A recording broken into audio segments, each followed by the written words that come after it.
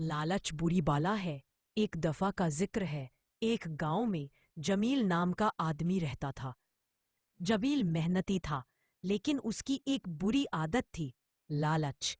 वो हमेशा कहता, बस थोड़ा और मिल जाए तो मैं सबसे अमीर आदमी बन जाऊं। एक दिन जमील खेतों के पास से जा रहा था जब उसने देखा जमीन पर एक छोटी सी चमकदार थैली पड़ी है। उसने उठाया तो अंदर सोने के सिक्के थे। जमील के चेहरे पर खुशी छा गई।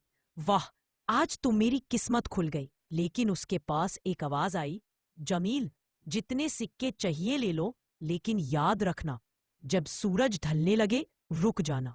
जमील बोला, हा हा हा, मैं सब ले लूंगा। और वो सिक्कों के पीछे भागता गया। एक बाग भर लिया, फिर दूसरा, फिर तीसरा। लेकिन जब सूरज ढलने लगा उसने सोचा, बस थोड़ा और, बस एक और थैला। तभी अंधेरा होने लगा, जमीन हिलने लगी, हवा तेज चलने लगी और थैलियां उसके हाथ से गिर गई। सब सिक्के मिट्टी में डूब गए।